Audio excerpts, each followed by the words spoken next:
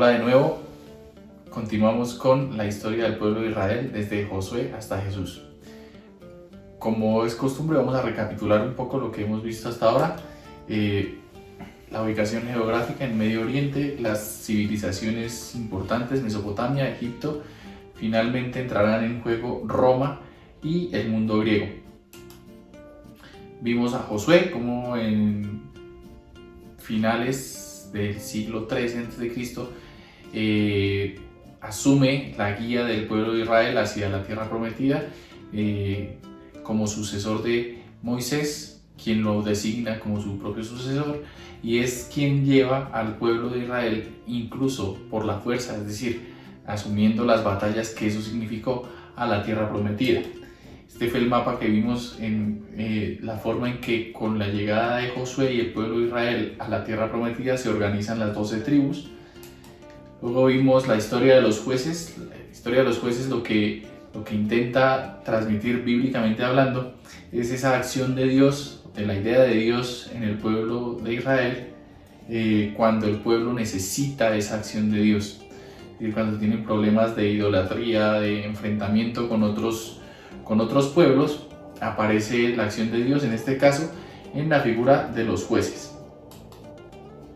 Luego vimos cómo el último juez o el primer gran profeta, que es Samuel,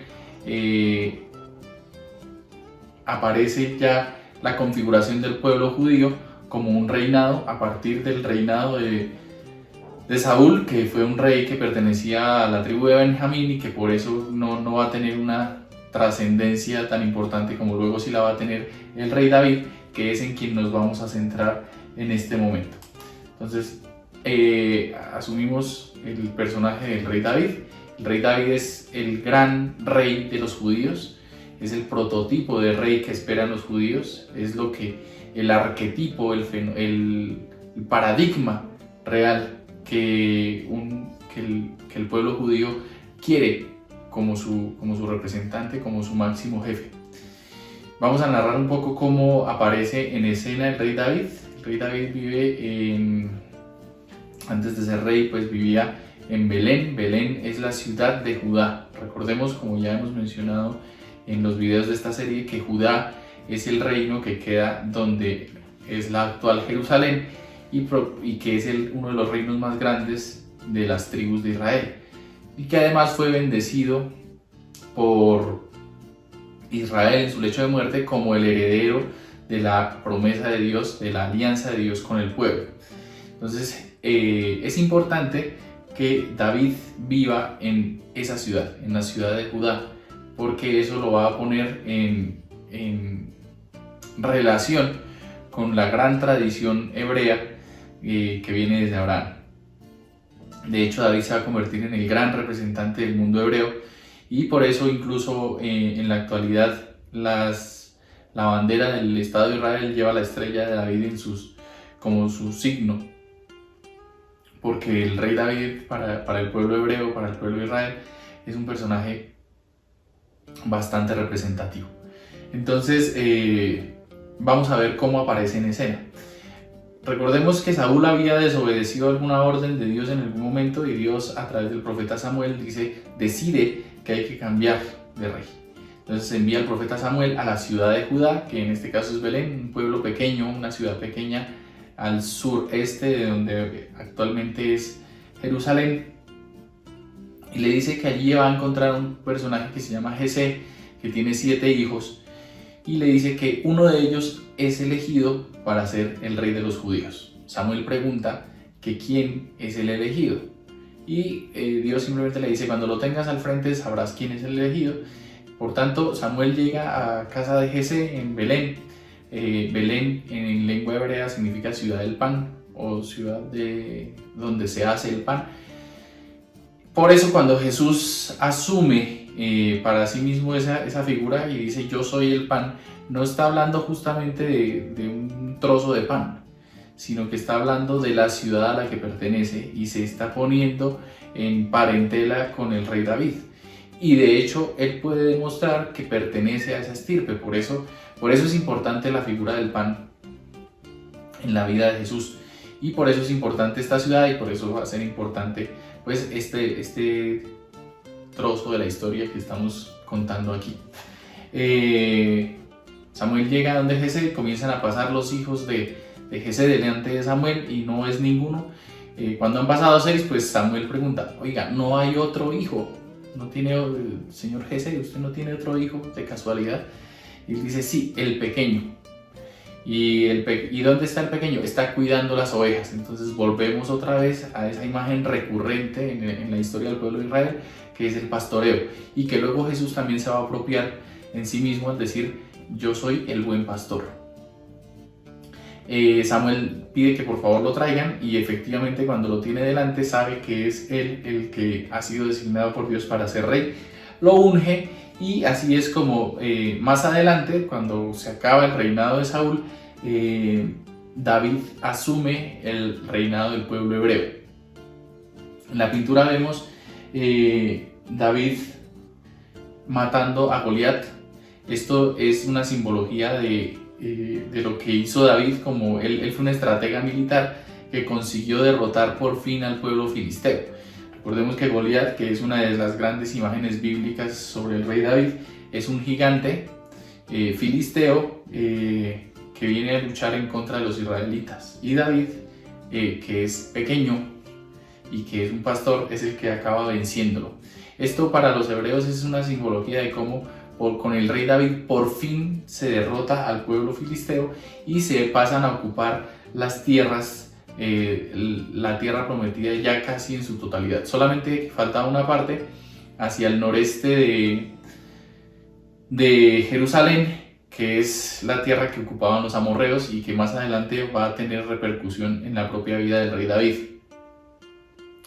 David es el que va a centrar por primera vez la ciudad de los judíos en Jerusalén, y con David podemos decir que comienza la edad de oro o la época dorada del pueblo hebreo, más o menos hacia en la primera parte del siglo IX antes de Cristo.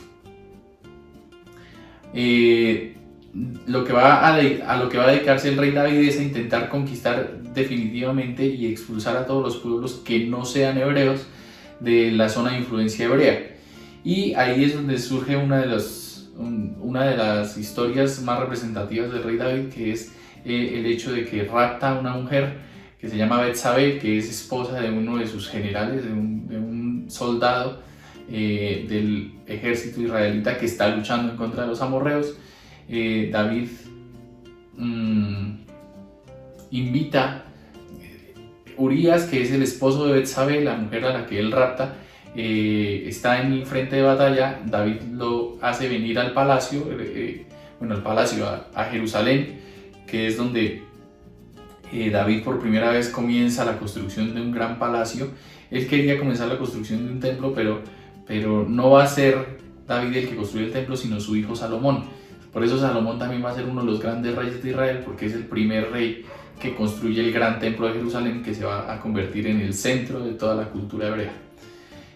Como les venía diciendo, David manda a traer a Urías del frente de batalla, lo invita a cenar y lo envía a dormir a su casa, pero Urías, en vez de entrar a dormir con su esposa, obviamente David ya sabía que Betsabé estaba embarazada de él y por eso manda a traer a Urías, sabiendo que pues si pasa una noche con su esposa, ya nadie va a poder dudar de que ese hijo sea de Urías.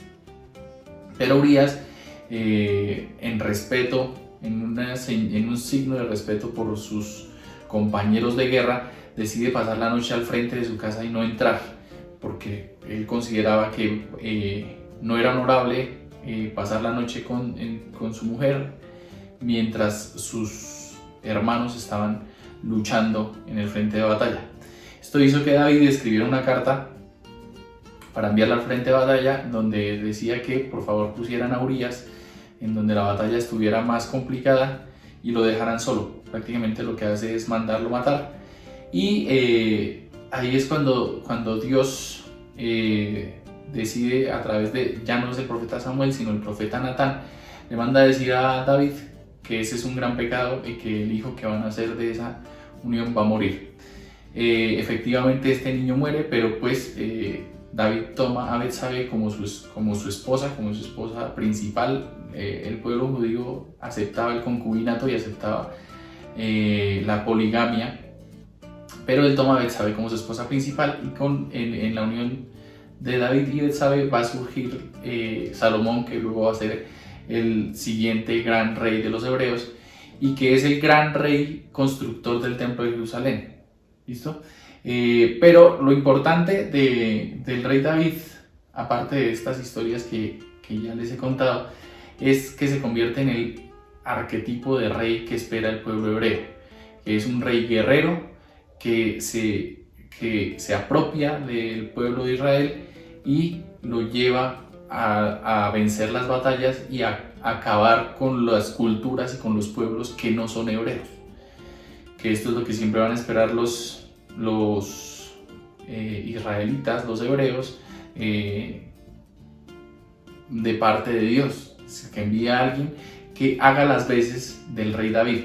Es lo que van a estar esperando los hebreos ansiosamente en la época de Jesús, porque están bajo el dominio del Imperio Romano y están esperando que venga un enviado de Dios, así como fue David, para luchar en contra de los romanos y establecer el gran reino de Israel en la tierra prometida, sin que eso implique el sometimiento a otros pueblos. Por eso es el gran prototipo de los reyes judíos, el gran rey judío, y con el que empieza ya a verse el mundo hebreo, que había sido un pueblo un poco secundario, un poco que se había movido entre los mesopotámicos, entre los egipcios, y que como que a pesar de que tenía su identidad propia no había logrado tener una gran representatividad en la historia del mundo antiguo. Con David y luego más adelante con su hijo Salomón se va a convertir en un gran foco de cultura en la orilla oriental del Mediterráneo, en el levante mediterráneo, y se va a convertir en un gran foco de cultura reconocido por todo el mundo antiguo. Muchas gracias por estar aquí y nos vemos en el siguiente video.